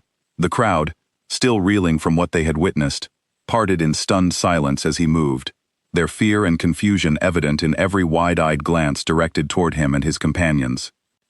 Magistrate Hale, recovering some measure of his composure, attempted to reassert his authority over the unraveling situation.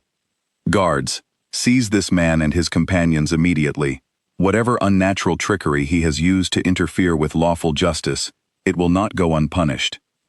But the guards, having witnessed firsthand the impossible speed and strength Kaylin had displayed moments before, hesitated, clearly reluctant to engage an enemy whose true nature they did not fully understand and had no confidence in their ability to defeat.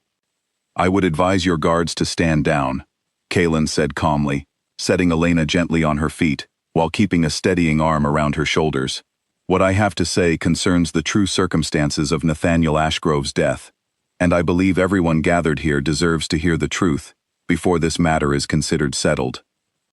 Word of the commotion had already begun spreading through the town, drawing more curious onlookers toward the square with every passing minute. Among the new arrivals, pushing urgently through the crowd, was Mira, her face a mixture of disbelief and desperate hope as she caught sight of Elena standing, alive and free, beside the mysterious stranger who had somehow halted her execution. "Elena," Mira called out, rushing forward as far as the guards would allow. "You're alive. I can't believe it." "Mira," Elena said, her voice still hoarse from shock, relief flooding through her at the sight of her friend's familiar face, amid the surrounding chaos. "Thank you, for everything you tried to do for me." Kaylin turned his attention back to the gathered crowd, his voice carrying easily across the square despite its size. This woman was falsely accused of a crime she did not commit, condemned through manufactured evidence, and a paid witness willing to lie under oath. The true circumstances of Nathaniel Ashgrove's death lie far closer to his own family than any of you have been led to believe. A ripple of shocked murmurs spread through the crowd at this bold claim. Magistrate Hale's face flushed with a mixture of anger and unease. "These are dangerous accusations to make without proof, stranger. You cannot simply—" "I have proof," Mira interrupted, stepping forward despite her obvious fear of the magistrate's authority. "I saw Edmund Cray leaving the alley where Nathaniel died, his sleeve torn and stained with blood. I tried to tell you this before, but you refused to listen." Lord Percival Ashgrove, who had arrived at the square only moments before to witness what he believed would be the final justice for his son's death, stood frozen among the crowd, his weathered face pale with a dawning, horrified understanding. The seed of doubt Mira had planted days earlier, which he had tried so desperately to dismiss, now bloomed into something he could no longer ignore. "Edmund," he said quietly, his voice trembling, "where is my nephew?" A search of the crowd revealed no sign of Edmund Cray among those gathered to witness the execution. His absence, conspicuous and telling, seemed to confirm the growing suspicion now spreading through the assembled townspeople. "He knew," Lord Percival said, his voice breaking with a fresh wave of grief and betrayal. "He knew this execution was scheduled for dawn, and yet he did not come to witness it. Why would a man so eager to see justice served for his cousin's death choose to stay away on this very morning?" Kaylin stepped forward, addressing the grieving lord directly. "Because he feared discovery, my lord. Your nephew murdered his own cousin to secure an inheritance he believed was rightfully his, and rather than face justice himself, he allowed an innocent woman to bear the punishment meant for his own crime." The accusation hung heavy in the morning air, and for a long, tense moment, Lord Percival said nothing, visibly struggling to reconcile the image of his trusted nephew with the monstrous betrayal now being described before him. Finally, his shoulders sagged, and something in his weathered face seemed to crumble entirely. "Find him," he said, his voice hollow with grief. "Find Edmund Cray, and bring him before me. I will have the truth of this matter, whatever it costs me to hear it." Guards were dispatched immediately to search the manor and surrounding grounds, though Kaelin suspected, given the timing of events, that Edmund had likely already fled, warned by whatever chaos had reached his ears from the town square. Whether he would be found and brought to justice remained uncertain. But for Elena, standing free at last, beside the man who had saved her life, the immediate danger had finally passed.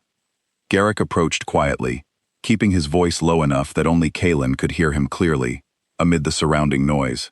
"We should consider tracking him ourselves, my lord. A man capable of murdering his own family for inheritance will not simply disappear quietly. He may attempt to cause further harm before this matter is truly settled." Kaelin glanced toward Elena, still visibly shaken but standing steady beside Mira, before answering. "Send Soren to follow whatever trail the guards uncover, but our priority remains here, for now. Elena's safety comes before Edmund Cray's punishment." Garrick nodded, understanding the wisdom in his king's priorities, even as his warrior instincts urged a more immediate pursuit. "I'll see it done." As Garrick departed to relay instructions to Soren, Talia moved quietly through the dispersing crowd, offering quiet reassurance to those still shaken by what they had witnessed. She had always possessed a particular gift for calming frightened people, a skill that served her well in moments like these, when fear and wonder collided so violently within a community, unprepared for either. Magistrate Hale, his authority thoroughly undermined by the morning's revelations, seemed uncertain how to proceed, glancing nervously between Lord Percival's grief-stricken face and the imposing presence of Kaelin and his companions. I suppose the matter requires further investigation before any final judgment can be considered settled." "A wise decision," Kaelin said, his tone carrying just enough warning to discourage any further attempt at reasserting authority over a situation that had already spiraled entirely beyond the magistrate's control. As the crowd slowly began to disperse, murmuring amongst themselves about the extraordinary events they had just witnessed, Elena finally allowed herself a moment to fully process everything that had happened. She turned to face Kaelin directly, studying his features with a mixture of gratitude and lingering disbelief. "You saved my life," she said quietly. "I still don't fully understand how, or why, but you saved my life, and I owe you a debt I don't know how I could ever repay." "You owe me nothing," Kaelin replied gently. "The debt was mine to fulfill, sworn to your grandmother decades ago. I am only glad I arrived in time to honor it." "My grandmother," Elena repeated softly, memories of Agnes Voss's old stories flooding back with new, startling clarity. "She told me stories, when I was young, about hidden kingdoms and kings who were not entirely men. I never believed they were anything more than tales meant to entertain a lonely child." "They were more than tales," Kaelin said, a faint smile touching his lips for the first time since their arrival in Ashwick. "Though I imagine there is much your grandmother chose not to share with you, for reasons that likely made sense to her at the time."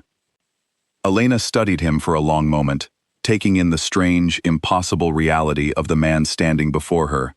A king from a hidden world she had never known existed, bound to her family by a promise sworn beneath a moon she had never witnessed, who had crossed impossible distances to save her life at the final, desperate hour. "What happens now?" she asked finally, uncertain what her future held now that the immediate threat to her life had passed, but her home, her shop, and the life she had once known, lay in ruins around her. Kaelin considered her question carefully before responding. "That, Elena Voss, depends entirely on what you wish for yourself. Your name has been cleared, or soon will be, once the full truth of Edmund Cray's betrayal comes fully to light. You are free to rebuild your life here in Ashwick, if that is what you desire. And if it isn't?" Elena asked quietly, surprising herself with the question. Something shifted in Kaelin's expression, a flicker of something she could not quite name passing behind his eyes. "Then, perhaps there is another path available to you, one I would be honored to show you, if you are willing to consider it." The morning sun had fully risen now, casting warm golden light across the town square where, only hours before, Elena had stood facing certain death. Instead, she stood free, alive, and facing an entirely unexpected future, shaped by a promise she had never known existed, and a debt that had ultimately saved everything she once believed lost. 3 days after the failed execution, Ashwick remained gripped by the aftershocks of everything that had unfolded in its town square. Word of Edmund Cray's betrayal had spread quickly throughout the surrounding region, carried by travelers and merchants who could not resist sharing such a remarkable tale of murder, deception, and impossible rescue. Edmund himself had not been found. Guards dispatched to search Ashgrove Manor discovered only an empty study and a hastily packed bag missing from his chambers, evidence enough that he had fled the moment word of the town square chaos reached his ears. Lord Percival, devastated by the double betrayal of losing both his son and, in a different but equally painful way, his nephew, had thrown the full resources of his household into the search, determined to see justice finally served for Nathaniel's death.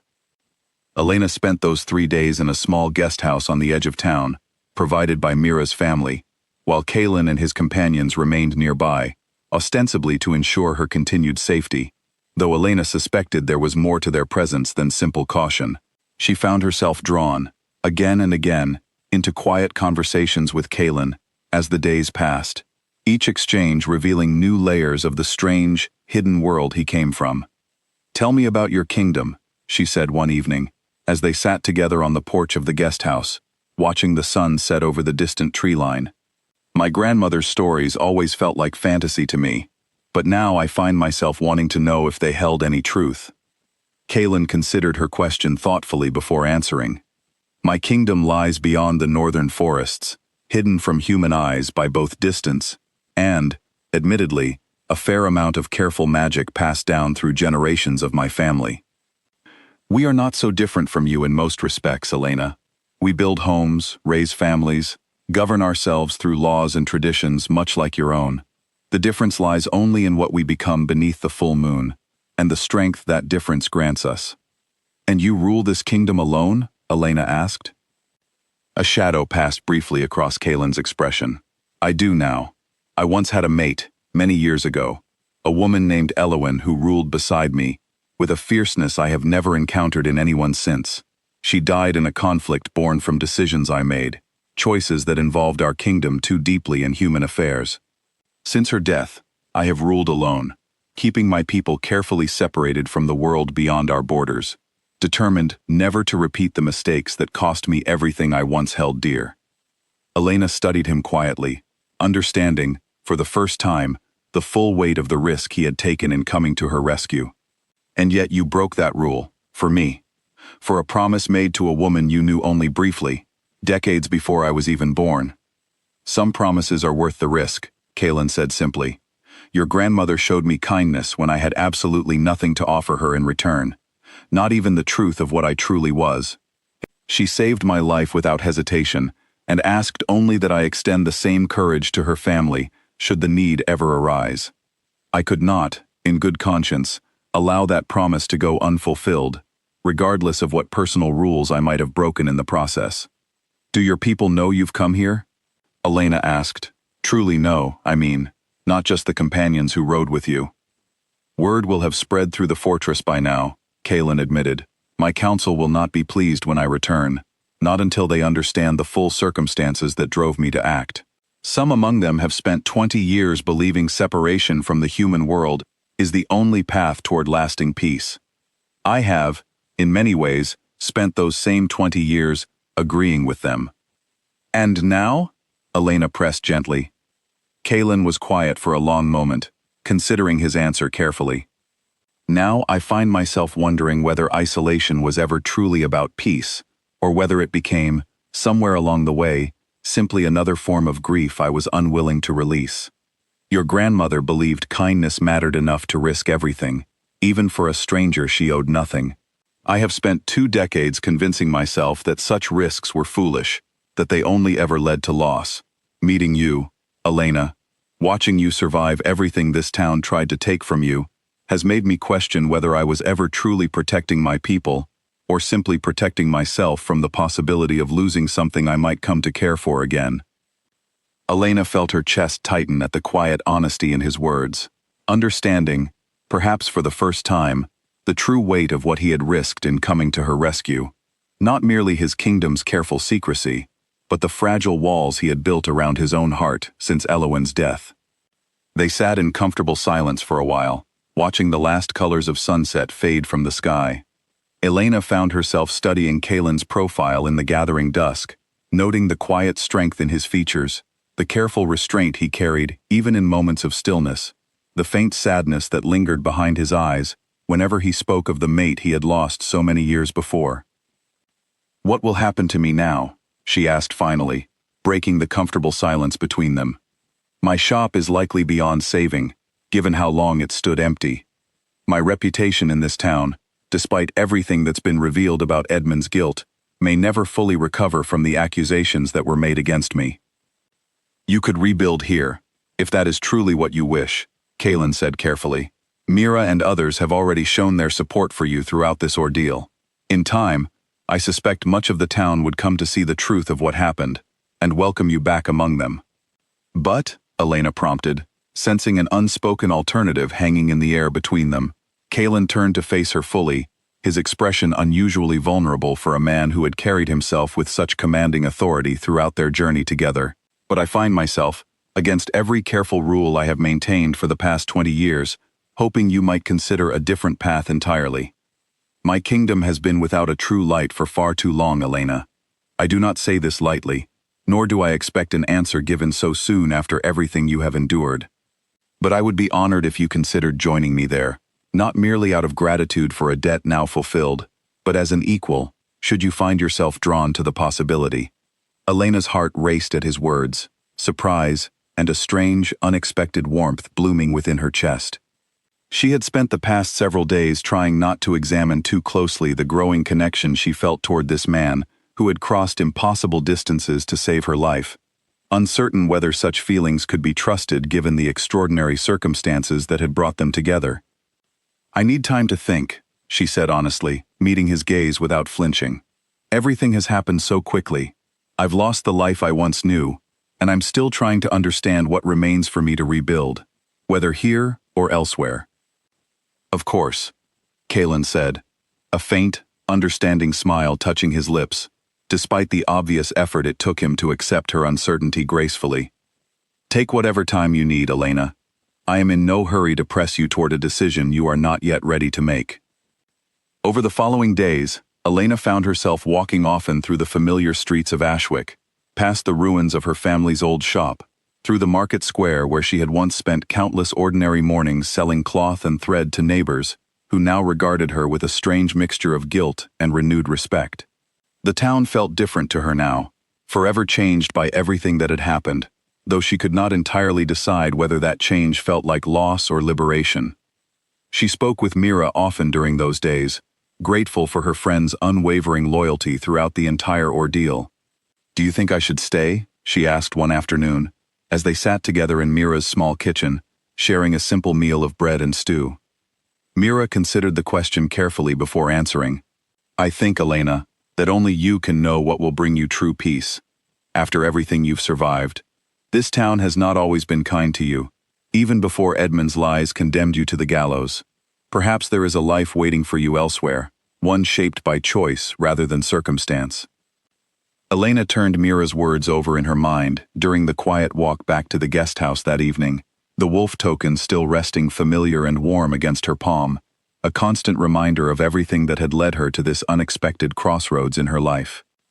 She thought of Kalen's kingdom, hidden beyond the northern forests, filled with people unlike any she had ever known, ruled by a man who had risked everything he had carefully built to honor a promise made to her grandmother decades before her birth. She thought, too, of the quiet, growing warmth she felt whenever she found herself in his presence, a connection that defied easy explanation, but felt, somehow, undeniably real. By the time she reached the guest house, watching Kalen's familiar silhouette, waiting patiently on the porch, as the stars began to emerge overhead, Elena realized she already knew, with quiet certainty, what her answer would be. Elena found Kalen exactly where she had left him, seated on the porch of the guest house, watching the stars begin their slow climb across the darkening sky. He rose as she approached, something in his expression suggesting he had already sensed the shift in her before she spoke a single word. "I've made my decision," she said, settling onto the wooden bench beside him, close enough now that their shoulders nearly touched. I've spent the last several days trying to imagine my life continuing exactly as it once was, rebuilding my shop, mending my reputation among neighbors who watched me condemned, without raising a single voice in my defense. And I find I cannot picture it. Not truly, not anymore. Kaylin remained quiet, giving her space to continue, though she could see the careful hope building behind his steady gaze. Everything changed the moment you tore that noose from my neck, Elena continued. Not just my circumstances, but something deeper, something I don't fully understand yet. I want to see this hidden kingdom my grandmother once spoke of in her stories. I want to understand the world you come from, the people you protect, the life you've built since the loss you carry so quietly beneath everything you do. And you are certain? Kaylin asked softly, though the growing warmth in his eyes suggested he already sensed her answer. I am certain of this, Elena said, meeting his gaze steadily. I want to come with you, Kaylin. Not merely out of gratitude for the debt you honored, but because some part of me, ever since you appeared at that gallows, has felt more alive and more certain of my place in this world than I have in years. I don't fully understand what that means yet, or what it might become between us, but I want the chance to find out. Kaylin reached out slowly, taking her hand in his, the wolf token still resting warm between their joined palms. Then I will show you my kingdom, Elena Voss, and everything within it. I cannot promise you an easy life, nor a simple one. My people will need time to accept a human among us, and there will be challenges neither of us can fully anticipate. But I promise you this, whatever comes, you will face it as an equal, never merely as a debt fulfilled or an obligation honored. Elena smiled, feeling, for the first time since her arrest, a genuine sense of hope for whatever future awaited her beyond the borders of the only home she had ever known. Then perhaps it's time I said goodbye to Ashwick. The following morning brought a flurry of quiet preparations, as Elena said her farewells to the few people in town who had shown her genuine kindness throughout her ordeal. Mira embraced her tightly at the edge of town, tears shining in her eyes despite her best attempts to remain composed.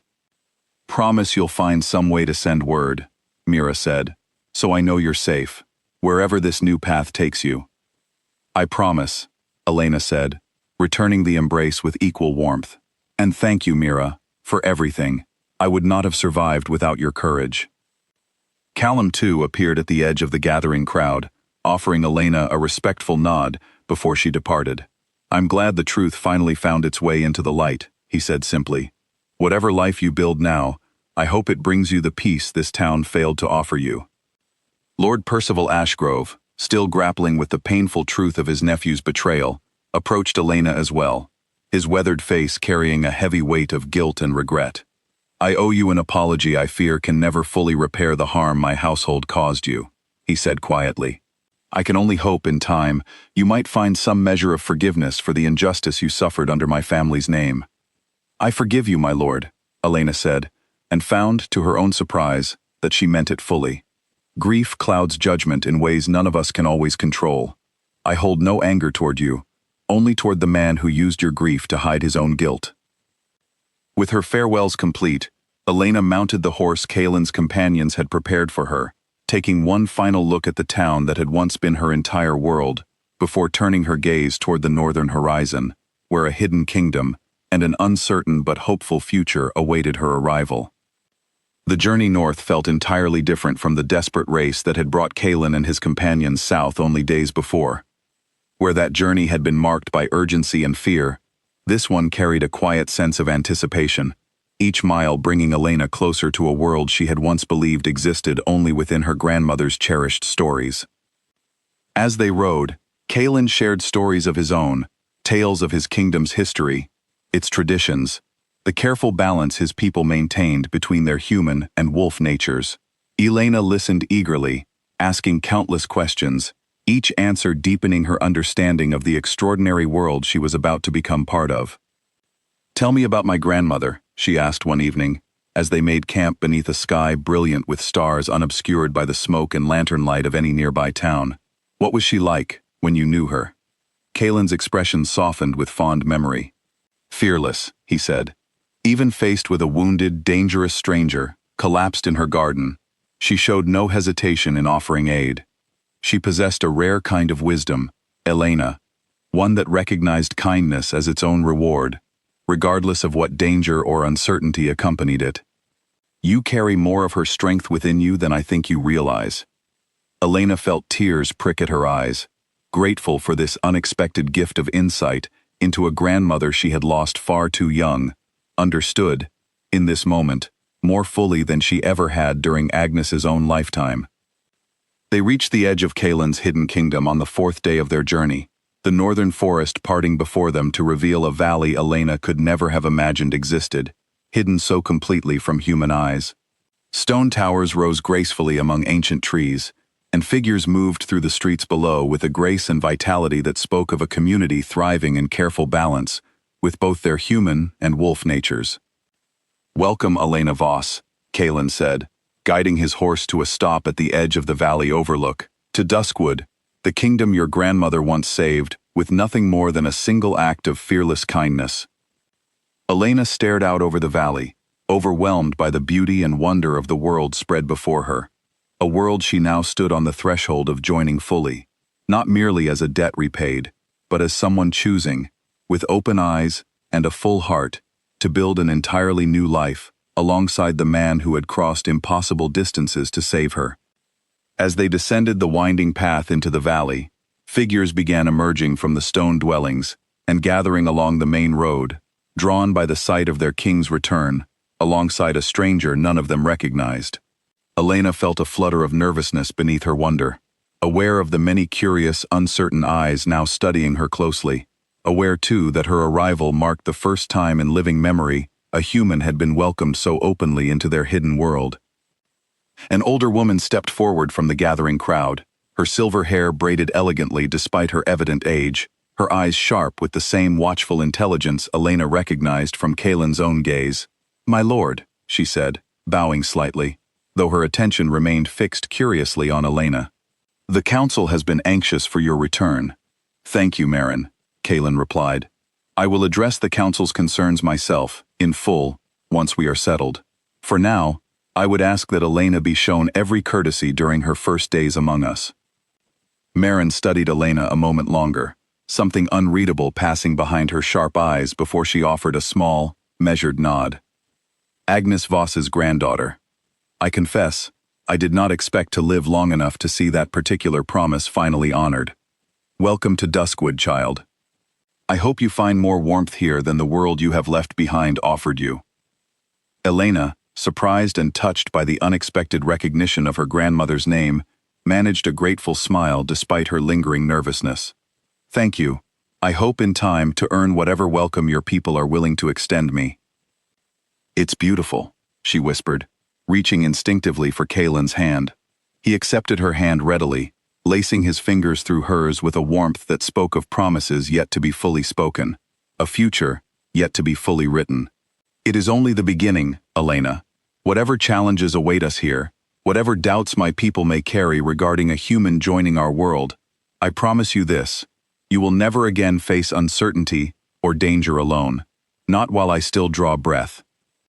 Together, they rode down into the valley, leaving behind the shadow of the gallows and the pain of Ashwick's betrayal, stepping forward instead into a future neither of them could have fully predicted, bound together not merely by a promise sworn decades before, but by a growing bond neither of them intended to ever let go.